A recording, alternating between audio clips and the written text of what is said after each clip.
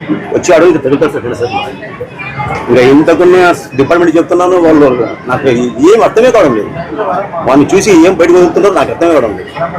నేను వచ్చి కళ్ళు తీసుకొని ఇట్లా ఉన్నాడు, నేను పెద్దలు బయట ఇట్లా అన్నాడు సార్. లేకపోతే ఇల్లంతా వెళ్ళాను, నేను బయటకు వచ్చాను చూసాను సార్. ఇంకోటి సార్, ఇప్పుడు వచ్చే జనరేషన్ పిల్లలకి లోపల పెడితే పిల్లలు పోవడం లేకుంటే నాశనం అవుతారు సార్. ఇది మాత్రం ఒకటి. ఇప్పుడు నెక్స్ట్ జనరేషన్ పిల్లలు చేతికి వచ్చి ఎందుకు చెప్తున్నానంటే వానంత డేంజర్ వెళ్ళాడు సార్. తులసి మొక్కలు గంజా మొక్కున్నట్టు మీరు దీన్ని సీరియస్గా తీసుకోవాలి సార్. కొద్దిగా గణేష్ సర్కిల్లో ఉన్నాం మనం. 2 రోజుల కింద ఒక వీడియో బయటకు వచ్చింది. ఒక పిల్లాడు ఈ మెడికల్ షాప్లో ఉన్నటువంటి రాఘవ అని ఈ కత్తి తీసుకొని నేను దాడి చేస్తున్నట్టుగా చెప్పాడు. ఈయన కొంచెం ప్రతిఘటించే లోపల పోయినాడు.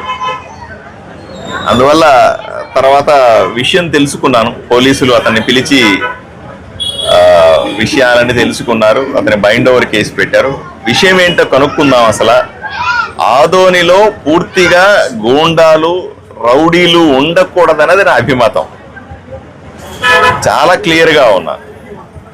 మరి ఇటువంటి చాలా మంది అన్నారు చిన్న విషయం కదా, దాన్ని కూడా పట్టించుకోవాలా, నువ్వు పోవాలా అంటే లేదు, తప్పనిసరిగా పోవాలి. చిన్న విషయమైనా సరే తప్పనిసరిగా ఊర్లో ఎవరికి ఏ ఇబ్బంది వచ్చినా పట్టించుకోవాలన్నటువంటి ఆలోచన నాది. అందువల్ల ఈరోజు రాఘవ దగ్గరికి వచ్చి ధైర్యం చెప్పడానికి, ఎందుకంటే రాఘవ కంప్లైంట్ ఇవ్వమని పోలీసు వాళ్ళు వచ్చి అడిగితే వద్దండి నాకు ధైర్యం సరిపోవట్లేదు కంప్లైంట్ ఇవ్వడానికి. వాడు వచ్చి మళ్ళీ రేపో ఎల్లుండో నా మీద ఏదైనా చేస్తాడు. అతనికి వాళ్ళ తండ్రి వాళ్ళ కుటుంబాలందరూ కూడా కుటుంబ సభ్యులందరూ వచ్చి సపోర్ట్ చేస్తా ఉన్నారు. ఇది ఎంత దూరం దారి తీస్తుందో, నేను ఏదో షాప్లో పెట్టుకొని బతికేవాడిని, నాకెందుకు ఈ గొడవలు అని ఆలోచన చేస్తున్నాడు రాఘవ. కానీ కంప్లైంట్ ఇవ్వకపోతే లేదా దానికి సంబంధించినటువంటి చర్యలు తీసుకోకపోతే ఊర్లో వీడిని చూసి వీడి హీరోగా, ఈ మధ్య కాలంలో ఏమయ్యేదంటే ప్రతి ఒక్కడు కూడా హీరో అయిపోతారు. ఎవడి మీద దాడి చేస్తేనో, ఎవడి మీద కొడితేనో, ఎవడి మీద దూసుకొస్తేనో వాడు పెద్ద హీరో లాగా చిత్రీకరించే పరిస్థితి ఊర్లో తయారవుతుంది. ఇది నేనేమాత్రం ఒప్పుకోను. ఎందుకంటే ఒకడికి కొమ్ములు వచ్చినా మిగతా వాళ్ళకు కూడా ప్రమాదం ఉండే అవకాశం ఉంది. కాబట్టి చిన్న స్థాయిలోనే దీన్ని తుంచాలా అనేది నా ఉద్దేశం. అందువల్ల ప్రత్యేకంగా రాఘవాన్ని కలిసి ధైర్యం చెప్పడానికి వచ్చాను. మెడికల్ షాప్లో పరిస్థితుల్ని, ఈ చుట్టుపక్కల ప్రాంత ప్రజల పరిస్థితిని కూడా ఒకసారి తెలుసుకోవాలా, వాళ్లకు నేనున్నాను అని చెప్పడానికి నాతో పాటు వచ్చారు. అలాగే పోలీస్ వాళ్ళు కూడా, ఎస్ఐ గారు, మిగతా పోలీసు వాళ్ళు కూడా వచ్చారు, విచారణ చేస్తారు. ఒకటి మాత్రం స్పష్టంగా చెప్తాను, ఆదోనిలో ఉన్నటువంటి గోండాలకు రౌడీలకి వాళ్లకు ఏ భాషలో అర్థమైతే ఆ భాషలో సమాధానం చెప్తాం. ఎలా చెబితే అర్థమవుతుందో ఆ పద్ధతిలో వాళ్ళకి చెప్తాం. ఎవరిని వదిలిపెట్టేది లేదు. ఎవడి మీదన్నా దాడి చేసి నేను హీరో అయిపోదామని ఎవరికన్నా ఆలోచన ఉంటే ఈ రోజుతో మానుకోండి. చిన్న పెద్ద ఈ చిన్న ఏ ఇన్సిడెంట్ అయినా సరే అమ్మాయిల్ని ఏడిపిస్తాడు అని ఒక పెద్ద మనిషి సార్, నా భార్య పగిలినాడు సార్. నేనే పెద్ద పురుషులు బట్టి చెప్పలేదు సార్, ఎందుకు మర్యాద పోతుంది. నాకు మితి మీరిపోయింది సార్. మన రాయి ఎత్తేసేకి వచ్చినాడు సార్. వాళ్ళ సీసీ కూడా చూడండి సార్, అట్లే రాయి సంపదం రాయి ఎత్తేసేకి వచ్చినాడు. ఇది 3వ సార్ జరిగాను. మహిళల మీద అసభ్యంగా ప్రవర్తించే వాళ్ళు ఎవరైనా ఆదోనిలో ఉంటే, మహిళల మీద కంప్లైంట్ ఇవ్వర్లే భయస్థులు ఉన్నారు ఊరంతా. ఇప్పుడు రాఘవ లాంటి వాళ్ళు చాలా మందే ఉంటారు.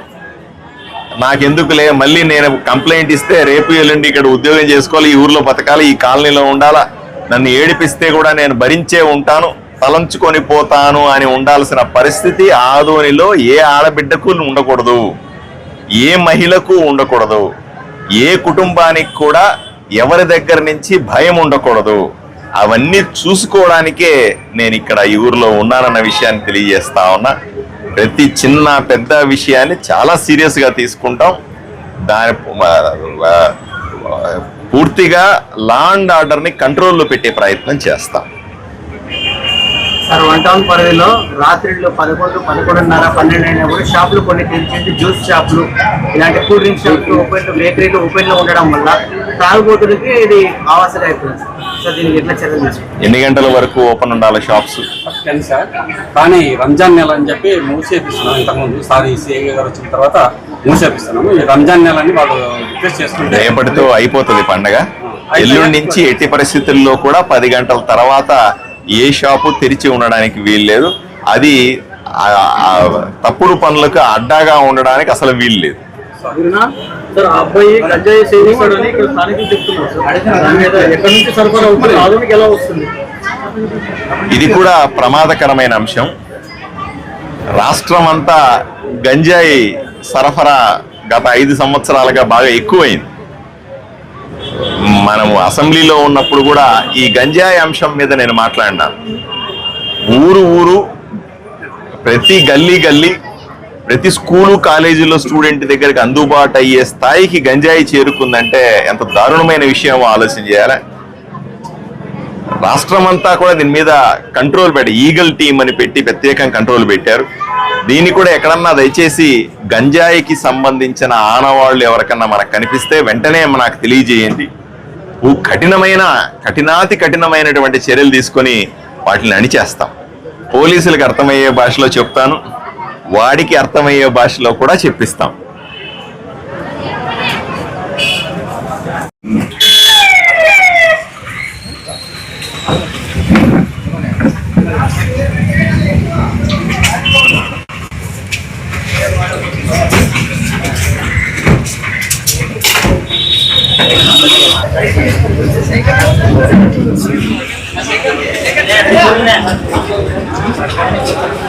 ఏమన్నా నువ్వు అన్నా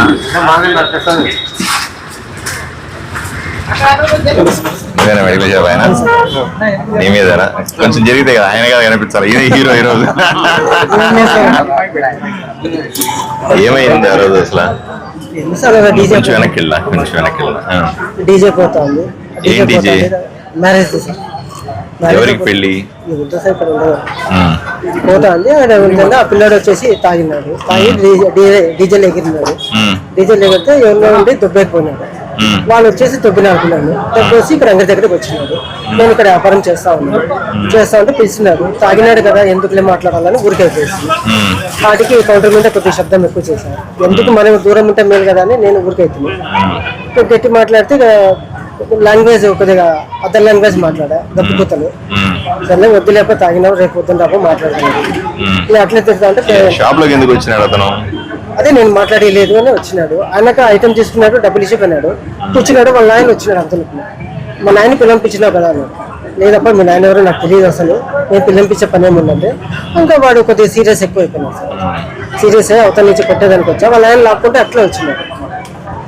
అవతల నుంచి కొట్టేకి వచ్చినాడు సార్. అదే పడితే వాళ్ళ ఆయన ఈ కత్తితోనా యువత సైడ్ వచ్చినాక అవతల సైడ్ ఏం లేదు. మామూలుగా కామ్గా కూర్చోండి. వాళ్ళ ఆయన వచ్చినప్పుడు కొద్దిగా రేంజ్ అయిపోయినాడు. వాడంతా వాళ్ళ ఆయన ఏం చేస్తాడు? ఆటో నడుపుతా సార్.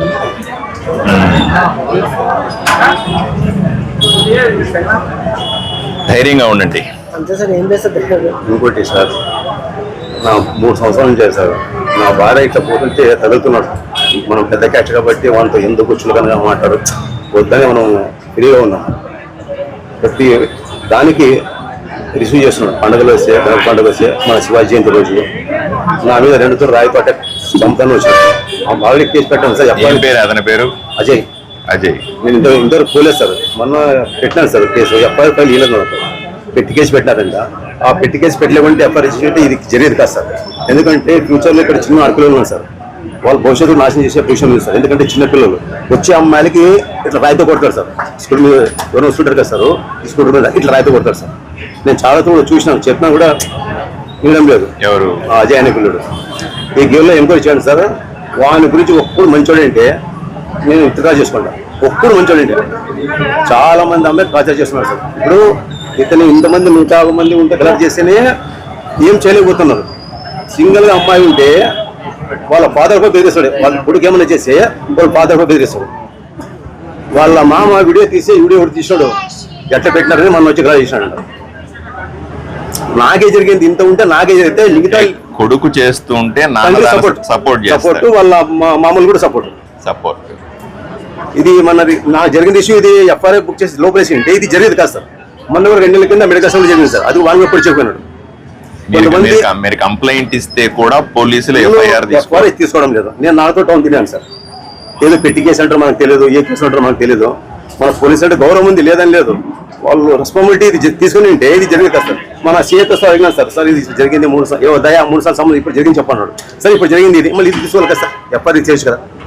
3 సంవత్సరాల కింద నాకు జరిగింది రెస్పెక్ట్, మన జరిగింది తీసుకున్నారు, ఇది జరిగింది తీసుకోవాలి కదా. ఎందుకు తీసుకోవడం లేదు? డిపార్ట్మెంట్ పేరు బదలమవుతుంది సార్. SICI ఇట్లా ఇట్లా జరిగితే సార్ చెప్పినాడు సార్ వీళ్ళ సపోర్ట్ ఉన్నారు. బయటకు వచ్చినా నేను